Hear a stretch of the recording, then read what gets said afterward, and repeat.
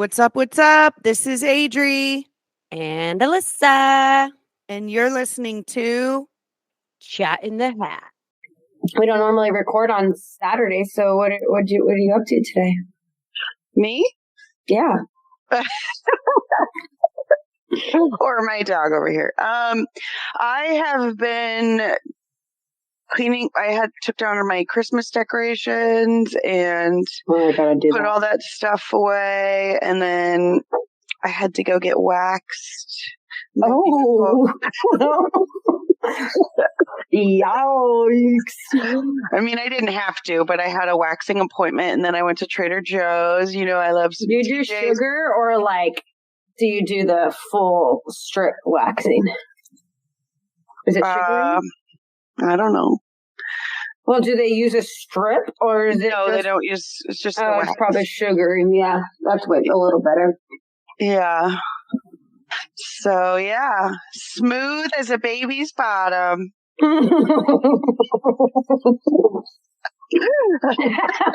Josh says this is real fun for him. Oh man, I know you want to know about. Yeah, you gotta get real comfy with your sisters. Have you seen that? Well, let's see. Pickleball? Yeah, pickleball this morning. Maddie and I played singles. So you play an hour straight of singles, and it's like playing 2 hours of doubles. It's quite a workout because you're covering the whole court yourself. Mm. But we had fun, and then we went and got some brekkie after, and then he had to get new tires. So he's like, "Can you drive me back home?" So I was going to come to my office a little sooner, get some work done, and then do our recording. And so then I had to wait at home till he went and dropped his car off, then go pick him up, take him back home, and then came here. And here we are. So now I'm going to work after, but luckily I only have a little bit to do. Nice. But yeah, I mean, that's pretty much it. It was a rainy day today. It's been like rainy and nasty all day. Ugh. I mean, it stopped raining a little bit ago, and so now it's just like cold and wet. But yeah, it's a rainy day. So. It is beautiful here. Perfect day. It's actually warmer than warmer than I was expecting. Yes, yes. You Californians in your weather. All right. Yep. 66 and sunny. Who's drawing first today? Is it me? It's you. Oh, all right. Well, let's see what kind of madness is in this hat. Oh, boy. Okay. Another heavy hitter. All right. Sex positivity. Does it help society in a positive way? Does it hurt? Thoughts and opinions. I guess since I pulled it, I'll go, since it's my topic, I'll go first. It's sort of a weird feeling I get when I think about it. So just to give you context, and I guess for listeners, sex positivity, by definition, it means embodying a liberating attitude towards gender, body types, sexuality, and all of its nuances, free of shame or judgment. So I think in theory, it sounds like a really positive thing, right? Because people shouldn't have to feel shame about things. And I agree to a point, but I also think we shouldn't. I feel like I'm fairly traditional about sex, where I feel like it's kind of sacred between partners, and I don't really want to know about other people's. I don't need it like thrown in my face, and I think so. If we break it down, because it's kind of a lot, right? Gender, I feel like that is a little bit kind of, people can do whatever they want to do. They can be whatever gender, fine. Like, I really don't care, because it's like positive, negative. I'm kind of indifferent to that lifestyle, I guess, because I personally think like if you're confused about your gender or whatever, because I think there's a lot of people these days that's fine. but and you shouldn't feel shame or be judged for that. So I agree under that aspect, but it's none of my business. Like, it doesn't concern me. Do your thing, right? Body types, I also feel like you shouldn't, but people use sex positivity as like the reason that they feel empowered to like bear it all online. And I just think that it's kind of unnecessary and trashy. Bear it all, like as in their bodies, like. Yeah, so just all, like nowadays in general, I feel like women are way more open about dressing really scandalously or being half naked or naked. And I just feel like it's unnecessary, and it affects whether it's the intention or not, it affects the way you're perceived. So I think that, yes, sex positivity in theory sounds good, but the reality is, as we move through life, in real life, people will still perceive you a certain way if you're dressed like a sex worker. You know what I mean? And you're not. You're just going to the store or posting your pics online, and like it's kind of creating sex as like a commodity, and also just it's very in your face all the time. Everybody you flip through on Instagram, it's always like they're half naked, or I don't know. I just feel like that's what you see a lot on social media. I think that's all that, just before you keep going through each thing. So I don't think this is anything new. Like, society has been doing this. We're just absorbing it in a different way. And so, but I mean, if you take it back to the 90s, I mean, you have Calvin Klein ads, people are half naked. Like, women's bodies have been sexualized through commercial use for decades now. So now you're just seeing it, and now it's not a supermodel that's doing it. Now it's not it's just that people have the ability to do it from their own homes. So you're just seeing it on a bigger scale, but this isn't anything new. The only thing is people are now, the fact that they can do it themselves, they're just taking ownership over, like, hey, if that supermodel on the Calvin Klein ad can be half naked and I want to be my own personal supermodel and put that on the internet, like, I have the right to do that. So I don't really... I mean, yes, of course. I don't have any issue with it. If people want to put that, like, I'm not following them. Like, if I don't want to look at girls that are, dressing in a certain way, I just don't follow those people. And my algorithm is feeding me cooking recipes and baking. Totally. So I'm talking about even just anybody. Like, it could be reality TV people or whatever, if you're on Instagram or TikTok or whatever it is. And I think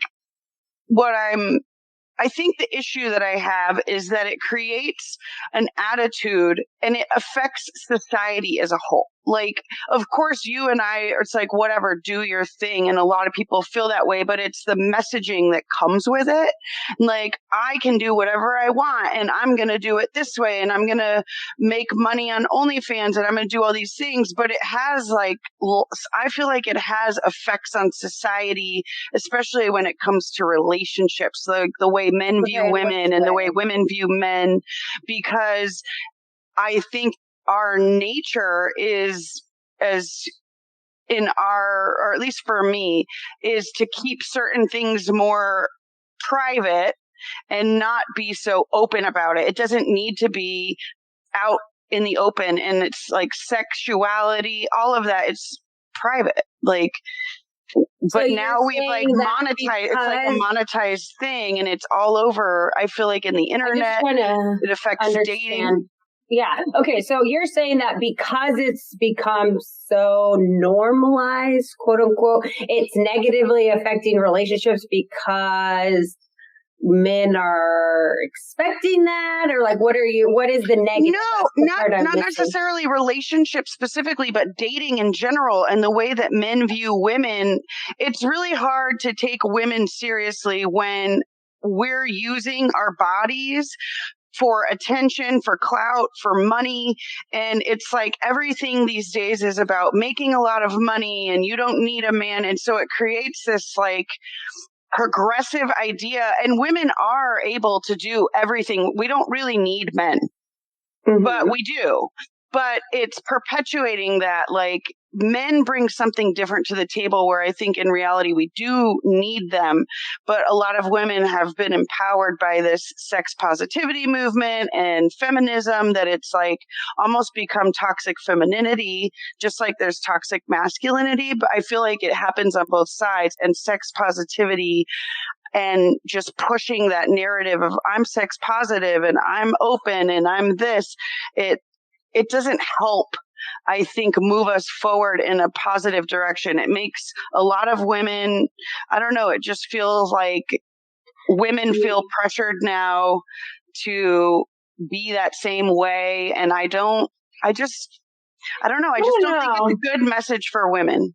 I really I'm not 100% on board. I think I'm getting what you're saying. I'm not like so against it, but I don't know that I'm necessarily. Josh, do you have any insight? Maybe we just need like a different perspective or something, and then Well, you don't have to agree with me. I'm just saying, for me personally, I know that. I think that it affects. It's not a good message for women. I don't think we need to be so outward about our sexuality, about the way we dress, the way we present.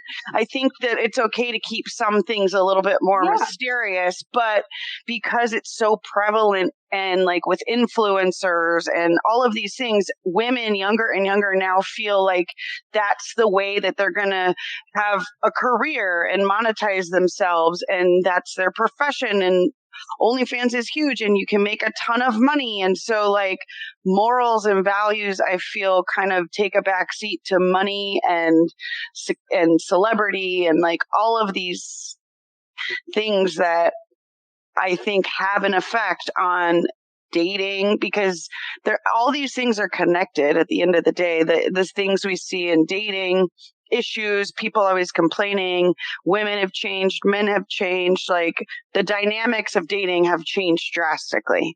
And I don't think that this sex positivity movement is necessarily helping, if that makes sense. Josh, you have something to add? Yeah. I don't know. My thought on it from, I guess, a dude standpoint is I kind of see it in two different ways. So one, I feel like there's plenty of women now who are using it as an excuse to kind of do whatever the hell they want and dress how they want, which is fine. But the irony to me is that for a long time, men were criticized for being womanizers and for being hypersexual and for being like, all we care about is sex. But then if a woman is hypersexual or doing that and she gets called out for it, she's like, oh, well, I'm just sex positive. You can't judge me for being like sexual, which is not necessarily wrong. But they'll also, on the flip side, turn around to a dude and be like, you're a pervert. And it's like, well, I'm just a sex positive dude. Why is that a problem? So for men, it's a problem to be like sex positive, because then you're just like a horny dude. But if a chick does it now, it's like, well, you can't judge me for being sexual, and I can dress however I want and display myself however I want. And in some regards, I get it, because when you look at pop culture, women have been hypersexualized in film, in music, in pop culture. And a lot of that was like men using women to sell records or sell whatever, right? So now I get the concept of women kind of taking that power back for themselves, but it doesn't mean that you can just be a gross human too, and then just use that as your excuse to be kind of a gross person. So I think in some regards, it's a good thing, but I think it's starting to go so far to one side that now it's being used as an excuse, not as a way to actually empower women or themselves. For a lot of people. Exactly. I agree. That's kind of what I was trying to get guess at. I'm just like not seeing what you guys are seeing, because I'm just, this is not, I mean, I just like, it is like the dating world, right? A lot of it is you're not in the dating world, but I come across a lot of chicks who are just like, so it grosses me out. Like, and I like women, but it's to a point where it's like, you're trying so hard to sexualize yourself that now I'm like actually grossed out by it. But then if I make a comment about it, now I'm an asshole because I am, I guess, judgmental, but so it's kind of this weird thing where it's like, you can't say anything about it to the people who are doing it. And I can see how you probably don't see it as much because you like aren't in that world, but I see it a lot. And I'm like, all right, it's gone so far now to one direction that it's really hard to be like, well, how do you handle it? What can I say? What can I say? I don't know. It's just an interesting flip on how things have been for a long time. Yeah, exactly. I feel like you nailed it. You articulated it better than I did, I guess. But Alyssa, what I was going to say, because you're saying I'm not seeing it, and yes, you're not single, you're not in the dating world, but also I guess I see it a lot too in my feed, because when you think about, like, I listen to a lot of electronic music, go to festivals. So I see a lot of festival stuff in my feed and DJs. And so, of course, in that environment and in that world of that kind of scene, yes, women dress very provocative. That's that scene, though. They're not like going to work wearing that. Right, but it trickles into society. Like, it bleeds over. It doesn't just stay isolated to that. I think the idea that you can wear whatever you want to wear wherever you want and dress provocatively, so women do that out when you go out too. Like, give you an example. I was at a go-kart place when I was visiting Mom with the kids and with Faith, our sister, listeners, Faith. And there was this girl there with her friend who, I swear she was probably 16, 17, wearing a mini skirt with her ass hanging out at an arcade place. And she was so young, and she had like nails and fake lashes and dressed like she was going to go walk the corner, and her butt cheeks were literally hanging lower than her skirt. And she had on like a thong underwear, and she had the thong straps pulled up over her hips. So it's like, 16-year-olds. Here is the thing, though. I agree. This is just us getting old, okay? Because, yes, I think the same thing. I walk down and I'm like, oh my God, I can't believe that little girl is wearing that. And then I have to go, 16, 17-year-old Alyssa, you know what she was wearing? Hollister. Remember they used to make like miniature jean shorts that basically were a booty short, but they just were jeans. So it was so you would wear little tiny jean shorts, rainbow sandals, and a tight t-shirt. And so it was like, in a way, we were all doing the exact same thing. Crop tops in the 90s and early 2000s were totally normal. And we weren't like, oh my God, I'm doing this. It was like, it was the style. So it's like, yes, I see both, but we also have to be realistic that like we now are parents. And so we go, I would never let my daughter walk out of the house like that. Yeah. And so I don't know that that's like this sex positivity is what's causing all of that. I just think that like it's not the cause, but it's also not. It's okay. Well, we can't go. We're not living in the 1800s where people are wearing 8 layers of clothes. So. No, what I'm saying is now it's always like, yes, we would wear those types of outfits to go out, which is why that's not what I'm talking about. But it's on social media, like everywhere you look when it comes to women, especially, and even men, though, like there are men that very provocative pages, but women definitely could be moms, and they just, everything is based around sex, and it's very provocative, and it's like you see it because everybody's on social media all the time. We didn't have social media before. Yeah, I think so. They're trying to monetize because they're trying to find their way. They don't want to go get a real job. Like, that's not on me. I don't care. I don't care either. To summarize, I see what you're saying. I'm just saying my perspective of it is that maybe I don't, because I'm not in the dating world, I don't know, but I just like, I don't see the sex positivity thing negatively affecting life as much as it's not. I don't see it. And I don't kind of to summarize the point I made, I guess I found a better way of kind of cleaning up my overall problem with it. If you're truly like a sex positive person, and that is your lifestyle in every regard, I have no problem with it. What it bothers me is when somebody who doesn't kind of have those values in every aspect of their life, but then they dress very risque or they do something risque, and then when they get called out on it, now they use that because it's like a cool thing to be. Out. Yeah. It's a cop out, and I'm like, that's bullshit. So like, stop saying you're sex positive. You just wanted to wear risque You wanted clothing the attention, today. and that's fine. Yeah, you wanted and that is fine. But don't like get defensive and then say, I'm just sex positive, because you're not. You're just wanting to dress provocative today, and that's fine. I don't like when people use it as a cop out. That's my big issue with how it's become. It's become like a buzzword. I'm sex positive, and not everyone is. Yeah, I don't even see. Like I said, cooking videos. It is. I just get recipes. Like I am just not seeing. Well, Google's got a strong algorithm, so now you're going to get some I don't weird use sex Google. positive. I don't use Google. Your phone's listening to you at all times. Now, yeah. No, so now I'm going to be like, you're going to go in your feed's going to be like some weird sex positive I know, dating just show. all naked women. Yeah. I'm like, No. you're like, I see what you're talking about now.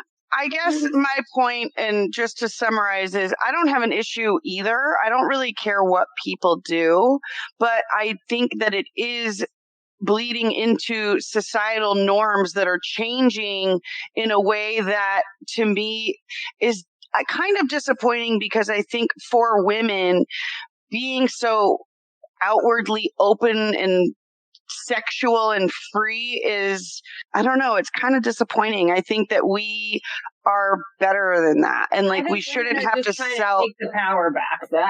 but through their bodies and through sex, and that's just not. I feel like there are other ways to do that. Women are capable of so much more, and so it's such low-hanging fruit.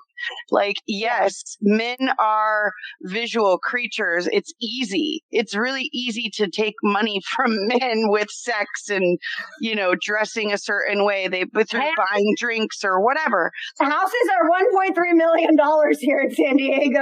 You may find me on Feet Finder before you know it. I think I actually, the part of like when it's a business thing, like I actually kind of have a different view on it when it's like a pop star or someone who's doing what's always been done, but now they're doing it on their own. And it's kind of like a fuck you to the dudes who used to like basically sell their bodies for money, and now they own their own music, and they're like, I'm doing this now, but I'm doing it because I want to, and fuck you, now I'm getting the money and not you. I kind of like that, because then it's like I'm using your own thing that you were using me for against you. And I like when that happens. Yeah. So it's low-hanging fruit, but that's always been the case. Women have always been sexualized, but for a long time, that's what I was trying to say. We're just seeing it differently rich now. Men, record executives and shit doing it, and now, I don't know, modern-day pop stars who own all their own masters, and they're still doing it because they know it sells, but they're also kind of doing it as like a fuck you, we can do this on our own. We don't need you to sell us out. And I kind of like that aspect of it. Yeah. So you brought up a good point too. And like women were always sexualized, but I guess that's what. And now they're doing it on their own terms. They're doing it on their own terms, but the whole like feminist movement was never about. Like feminism started with having rights, and it was about like getting jobs and being able to do all the things men could do.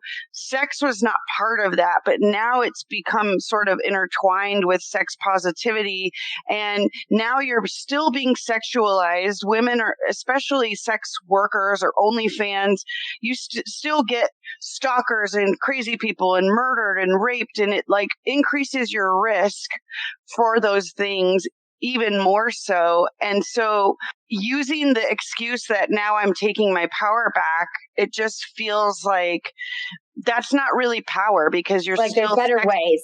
Yeah, you're still being hypersexualized and you're being used. Your body is more valuable than using it for those things. And I just think now we're normalizing it. So now it's like, whatever, I'm sex positive, I'm a feminist, I can do my own and get my own. I don't know. I can see that. And that has an effect, I guess because I'm a mom now and I have a daughter, I see how that has a ripple effect into young girls and like why they're dressing the way they dress at a young age and why it's so normal. Even our sister, who doesn't dress bad, but like getting the nails and the fake lashes, we never did that at 15, 16 years old, but now it's just, we're normalizing this like, no, we didn't do aesthetic. it. I mean, there were plenty of girls at the high school I went to that the girls literally showed up to school in high heel pumps and French tip manicure, like acrylic nails. Like it wasn't like it wasn't happening. It was like happening then. It's just now the style of the nail has changed, but you didn't have these like long pointy ones. They were just the normal square. But like most girls at my high school had acrylic nails. I didn't do it because it's just not my style. And it's just like, and mom would have quite frankly never paid weekly for me to get my nails. Yeah. Like she just wouldn't have done it. But again, not even my style. So I would have never done it anyways. But most of my friends had fake nails most of high school. So it was happening then. It was 20 years ago. So maybe I didn't. I think like everything's just different. Like, I mean, it's just, everything's just so much more in our face. And like I said, I think we're just hyper aware because you're a mom with a daughter now. So you're more in tune that, like you're just seeing it from a different light. That's what I'm saying. And I think that it's which is why I guess the whole point of it is I don't think that it actually helps. And in hindsight, like I probably would have done things differently because in the moment you don't see what the effect it has on people. But now looking back, you see it, and now seeing it evolve the way it has. And dating relationships are so different now because the power dynamic between men and women has changed. And I don't know. That's a whole different topic, but I think that we're seeing the bad things come from it too. And once you kind of like, you can't unring that bell. I feel like we can't really go backwards now. And sure, I'll get off my soapbox. Okay, my turn to pull. Let's see. Please give me I have a couple of ones that I put in originally that I just keep pulling all the new stuff and no old ones. Okay, let's see. What's this one? Oh, again, I just put this in like 2 days ago. But that's okay. Audit your hat and what's actually in there. I'm like, oh my gosh. Okay. We're gonna so this one is actually stemming from, you did like an Instagram story of some, one of those like memes, but it's not a meme. It's not funny. It's like inspirational. Oh, yeah. Okay. So it was about soulmates. But the reason I was like, I'm going to put it in was because I actually very recently had a conversation with somebody. I might have been Amanda. I can't remember, but about soulmates. Yeah.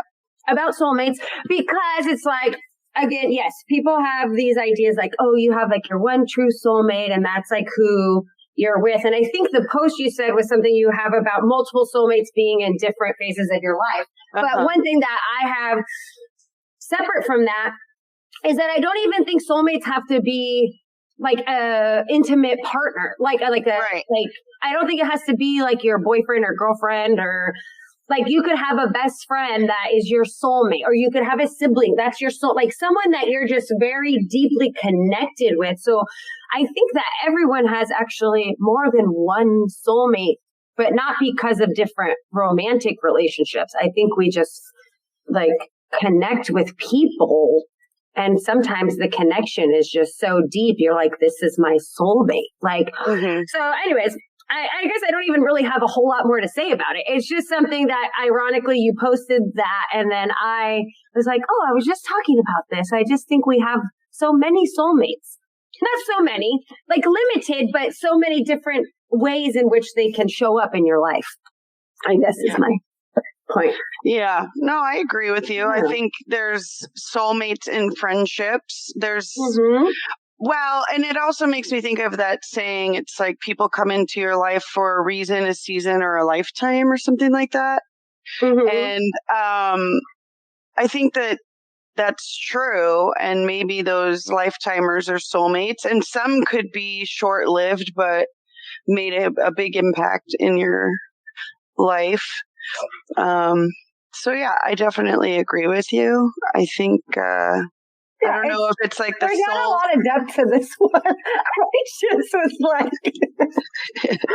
I was worried I was going to run out of topics. So anything that sticks out to me, I'm like, put it in the hat. No, I like that though, because I do think there's a lot of soulmates, and we probably don't call them soulmates like day in, day out. But then when you think about it and you think back on like relationships you've had or connections you've made with people, there's definitely like a chemistry there that makes you connected in a way that's unlike others, you know? Yeah. And I think I want to normalize the idea that not all soulmates are romantic relationships. True. And I think people that's the one part of it is everyone just thinks like, oh, you have one soulmate and that's who you're supposed to be with. And it's like, well, it's not even, you could just have a best friend soulmate and like, that's fine. Yeah. But you know. Romantically speaking, I think because when you have more of a romantic relationship with somebody, that connection, that spiritual soul connection is so much deeper because you're exchanging bodily fluid, you know, like you're connecting in really all the ways, like a Lego. I mean, like a Lego. The building blocks of your life. Yeah. I mean, some people you connect with on such a deep level, whether it be through that sexual act or the intimacy or all of it combined. And so those types of relationships certainly hit different. Pun intended.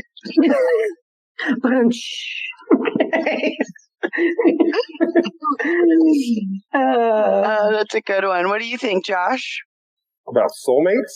Yeah. I think it's an outdated idea. I don't think there's special people out there that are soulmates. There's way too many factors in compatibility, and like the idea of saying there's multiple soulmates kind of ruins the whole thing. The whole idea of a soulmate is I have found this one person who my soul can connect with. And if you say, oh, well, there's multiple soulmates, then that's like a sham idea, because now what? You just can connect deeply with multiple souls. Like, so the whole concept of a soulmate isn't a thing. I think there's just different factors of compatibility, and there's all sorts of people you could find yourself with, but that doesn't make them a soulmate. They're just people you're compatible with and have a connection to in one way or another. Okay, I'm going to give just an example. Like, I have several girls in my life that I'm, like I would say they're my best friends, but this is like a very basic example of this. But like when Amanda and I get together, there's not one other girlfriend, even though they're like my best friends for various reasons. Like Amanda is somebody that I could say something and get a bit going, and she's the only person that will ride that bit out to the end with me. Like, she'll just keep it going. There's just a different connection. Whereas, like, if I said it to someone else, they might just laugh and like, that's that. But we are, and maybe this is like a silly example to like, counteract your point. But I'm just saying I think that there are different people that you just connect with on a deeper level. But does that make them? I agree, but to me, that's not a soulmate. Like, the idea of a soulmate is that like they are the perfect person for you in every way, shape, or form, and your souls have connected on such a deep level that you can never find that connection with anyone else. And I don't think that that's necessarily true. I think there are people you can connect with deeper, but I don't think it necessarily is a soulmate situation. Well, so I wonder then, it kind of begs the question, does the person's spirituality come into play in this concept? Because some people, consider themselves to be more spiritual or more in tune. And like, what is a soul? A soul, I kind of feel like your soul is your spirit. They're interchangeable. So if you're connecting with people, then it's on a spiritual level. Like, we're just bodies, right? Otherwise it's your soul, your brain. So I guess depends on how you view that topic and what your feelings and beliefs are on spirituality. Sure. And then, I could see that, but like, you connect deeply with your parents. Are they your soulmate? Yes. See, and I don't like, to me, soulmate is not, I guess when I think of soulmate, I think of it in the traditional sense. It came to be as a romantic thing, not a soulmate was always used in romance of like, I have found the love of my life. So when you start moving it into friendships and every relationship you have, it diminishes the idea of where soulmate came from, which is why I say the term soulmate. Or it expands it. Sure. Or it expands it. But based on that, if you deeply connect with anybody on any level, now they're a soulmate? No, I don't buy into that idea. We're soulmate positive, okay? Yeah. Soulmate positive. Don't come at me. Yeah. Don't judge me. No. All right. But I get your point. I like that. I do like the alternate perspective. Yeah. It is interesting. Cool. All right. Sorry to be the downer. Yeah. And on that note, hit us with a dad joke. I do have one. What did the ocean say to the beach? Go back to shore. I don't know. Nothing. It just waved. Oh. Good one. All right. Okay. Well, until next time, folks. Yep. Love Bye. you. Love you too. Bye. Bye. Chat in the Hat is hosted by Alyssa Stiles and Adriana Marquez. It is produced by me, Joshua Stiles. You can find us on Instagram at Chat in the Hat Pod and wherever you get your podcasts. Thanks for listening.